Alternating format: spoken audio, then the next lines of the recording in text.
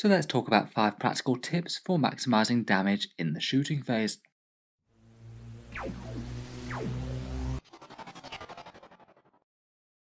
Hello and welcome back to Auspex Tactics, where today we're talking gunnery commands and a few simple ways to hopefully get a little bit more damage out of the firepower in the shooting phase. Although I'm sure most guys or tower commanders would love to have enough firepower just to level the enemy's army in a turn or two, that wouldn't really make for the most fun game, so most of the time you have to pick and choose what you're going to kill and how you're going to kill it. With that in mind, I thought we'd go through 5 areas that might allow you to get a little bit more efficiency out of the guns, and maybe give a few more things to think about in game.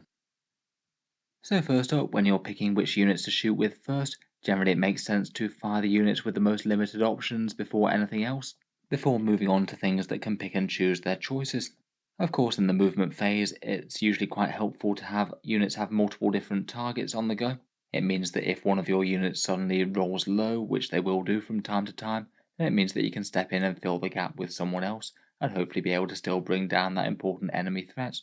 A lot of the time though, some of your units will only have line of sight or range on just one enemy target, so usually most of the time it makes sense to resolve those first, as if something comes along and kills their target, then their firepower will be completely wasted. Then for the units that have got multiple targets, you typically want to be trying to eliminate the things that are the most important to first, obviously being realistic with what your guns are actually going to achieve, and hopefully cause as much damage on the enemy. I would bear in mind that sometimes line of sight and options might change a bit depending on opponent's casualty removal. If they do decide to pull chunks of units in one way or another, I would just be wary of your biggest guns being left without targets by the end of the phase if the opponent has removed all the exposed models that they can see. For example, if your opponent had a 10-man very scary unit but only a couple of them were exposed, you probably don't want to just whittle down those couple of them with small arms fire and then leave one of your enormous threatening battle tanks with no targets to shoot at, where it might well have wiped out the entire squad.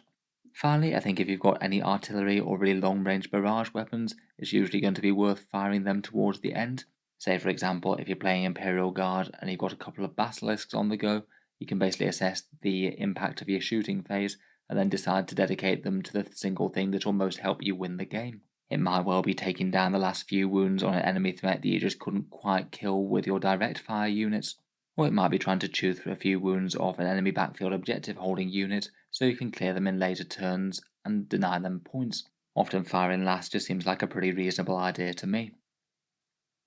Next up, for all the targets that do have choices, you do want to be trying to kill the most important enemy threats in their army, but in general you also want to be damaging their army as a whole, so the shooting phase is often a bit of a game of match the damage to the target. If you do have a lot of shooting options, it's often a bit of a tricky choice between trying to kill the most important units and also trying to shoot your guns at the things they're going to be most effective at, and there are advantages to both. In general though, if you do have guns that are ideally suited to taking down one enemy target, it's usually going to make sense to fire them that way. Things as basic as anti-tank weapons versus anti-tank and anti-infantry versus anti-infantry. In general in 40k, you pay more for weapons with higher strength, better AP, and higher damage, and if you can perfectly align the strength, AP, and damage with a certain target, it's likely to get you some very efficient firepower and very good killing. With your strength versus the opponent's toughness, generally if you're wounding on 3+, then that tends to be about the optimal points for efficiency. Often if you've just got +1 strength compared with the target's toughness,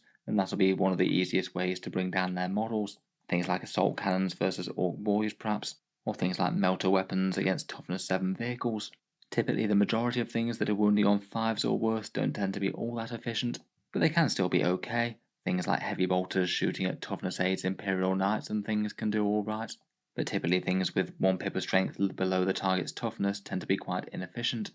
For AP, higher AP is going to have greater reward on higher saves as you'd expect. Even something as small as turning a 2+ save into a 3+ save is really quite big in terms of the damage that you'll get through, and higher AP is wasted against low save targets. A lot of things in 9th edition these days have imball saves. If you can just push a target just onto their imball save, it's often quite optimal. For damage, if you can neatly kill things such as damage 2 attacks into 2 wound infantry, that's pretty excellent, or damage 3 into 3 wound infantry. The higher damage the better against big multi-wound things like monsters and vehicles.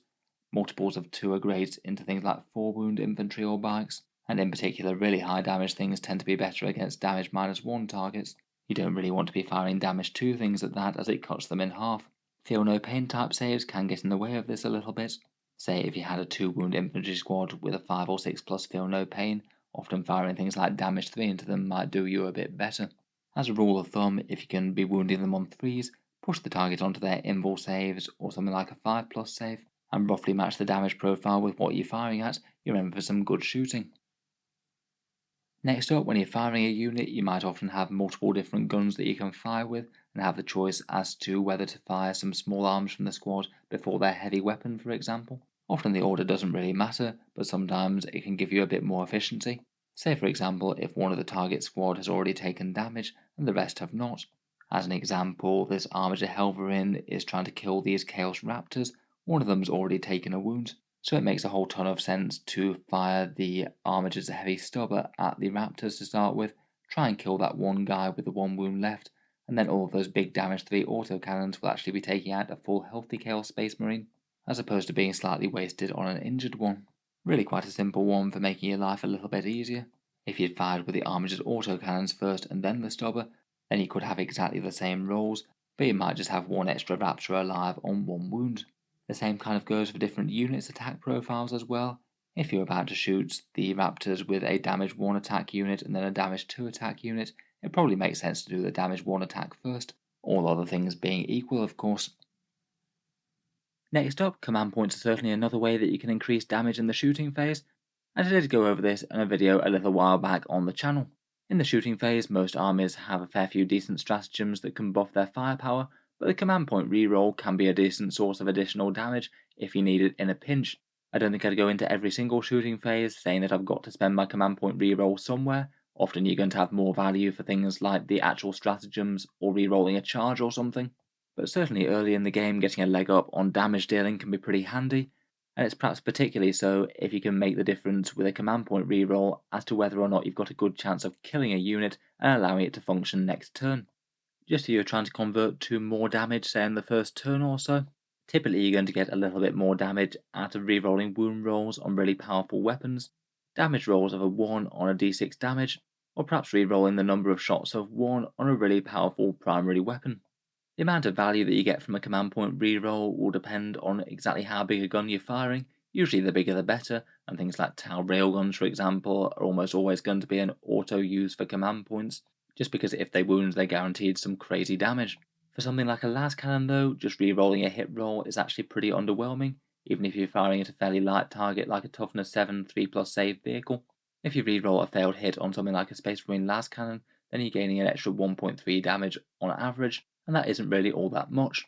If you're using something a bit more punchy like a Drukhari Lance or an Admech Cognis las cannon, it's a little bit better, more like 2 wounds, but in general, as you can see by the other examples here, then wound rolls generally tend to be better, and rerolling a damage roll of 1 on a d6 is perhaps one of the most powerful uses of all, as you've already circumvented the opponent's save, and if they're a hard target with a good invul save, then it's going to be more valuable than hits or wounds. At least against targets without big invuls, then re-rolling the number of shots for say a d6 shot, very powerful weapon, say for example a Necron Doomsday Arc, that'd be an extra 4 damage on average, though of course it's still very swingy. I think it is good to know the rough amount of damage you might expect from a re-roll, though often it might be more sensible to use the re-roll to attempt to kill a unit if the re-roll could genuinely make a difference as to whether or not they live or die this turn. Say you're firing a big anti-tank weapon and it's the last thing you've got to shoot in your army. It unexpectedly fails to wound, and if it does wound then it might well destroy the target, thereby preventing you losing forces next turn. The same could be true of a damage result. Say you've got 5 wounds left on a really big threat, you roll a 3, even re-rolling that to attempt to fish for a 5 could well be worth it. If it's the last thing that you were firing, then it means that the threat is dealt with and they won't be hitting you back next turn, and even if you've got another big shooting unit, it could still be worth it re-rolling, as then your other big shooting unit is going to be free to just lay into something else and not have to awkwardly split its fire and hope to not whiff and still deal those last 2 wounds. Next up for the main tips for trying to make the shooting phase more efficient is avoiding either underkilling your target or overkilling them. Basically the way that you want the absolute maximum value in dead units out of the shooting that you've got, but you also don't want to run too much risk of leaving very important threatening units alive on a small amount of health. In general, the common advice would usually be to tolerate a small amount of overkill on a unit if it does actually guarantee that they're going to die and not going to cause you big problems next turn. Say for example, if you had a big monster that was just on a few wounds left, you absolutely need it to be dead, otherwise it's going to remove one or more of your units next turn. Yet it can feel like a bit of a waste to dedicate some serious anti-tank firepower to pretty much guarantee putting it down. The choice will often be whether you split fire or not, maybe just fire one gun and hope to kill the creature, and then fire the rest of the guns at other things elsewhere, hopefully meaning that you kill the big threat and then also fire at some other stuff too. The issue is, even if you fire firepower that should, on average, kill the thing, people perhaps maybe just underestimate the chance that they're always going to roll a bit lower than average about half the time. So if you truly do reliably need the thing dead, then you either need to have other things that you can still continue to fire at it after you've split fire with the first unit, or you just need to dedicate more firepower to it to make sure that it's reliably gone. If you did just have the one big shooting unit left, it might be actually preferable to accept a bit of overkill and just make sure that the thing is actually dead, rather than split firing between two different things and maybe doing some chip damage to another threat that's still going to be acting fully next turn. However, overkill obviously isn't ideal either. Overkill is just when you're dedicating too much firepower towards one target. Say you had a couple of infantry left, you fire a big unit with 5 big guns at them, the first gun kills them straight away, then all the other guns are effectively wasted, and perhaps you should have done a bit of split fire to make at least some of them go into something different. It's easiest to mitigate overkill if you do have lots of units that can be firing at different things around the table. Say for example, if you had 3 gun tanks with a main gun and a secondary weapon, you could perhaps split fire to try and finish off an injured infantry squad. Maybe one of the tank's guns will be able to wipe them out if you roll fairly well, and if they don't, then you've still got 2 other tanks worth of redundancy, so you can also repeat the same process again if you desperately do need that unit to be dead. Alternatively, if there is an enemy unit left on just 1 or 2 things alive, you could maybe dedicate a few units worth of just small arms fire into them. Maybe incidental shots like pistols from characters or grenades from characters, or perhaps some small arms or secondary weapons from guns that are firing elsewhere. If you get lucky and you do manage to sneak a wound through, you might well be able to finish off the big threat without really dedicating any other big firepower to it, and then only at the end of the shooting phase go for it with big guns if all the small arms haven't been effective at plinking the last wound or two. It can be quite a powerful swing if you are able to do that. If you're able to fire your other powerful guns into something new, you might have a good chance of rolling well and damaging the unit meaningfully before the next turn. As well as the other things that we've talked about, the 40k shooting phase tends to be a bit of a balance between these two, managing the risk of leaving stuff alive versus trying to get maximal damage across your entire army and delete as much of the stuff in general as possible. You don't want to leave powerful things alive on one wound, but you also don't want to be piling all your guns into a unit that was likely to easily die anyway to a couple of weapons. Finally, for a 6th bonus tip, just try and roll 6s in the shooting phase. On your standard 6-sided dice, I do have it on good authority that they're one of the best results that you can get. If you try and roll some more of them, then you'll be getting more wounds through and more damage dealt. I see a lot of players wasting their time rolling 1s and 2s to hit or to wound. Generally these just aren't going to help you quite as much as 6s, so when you're rolling the dice, if you can just try and make an effort and roll a few more of them, you might be surprised at what results you can achieve. So with that bonus tip out of the way, I think that brings us to the end of our 5 tips for the 40k shooting phase. Let me know what you think of them down in the comments below, and by all means, if you do have any of your own shooting phase philosophies that you tend to follow, what are your rough rules of thumb for trying to make sure that you convert the maximum amount of damage for your opponents? If you've enjoyed the video, feel free to subscribe to Auspex Tactics, where I'll certainly keep the regular 40k stuff coming. I do tend to post new videos just about every day.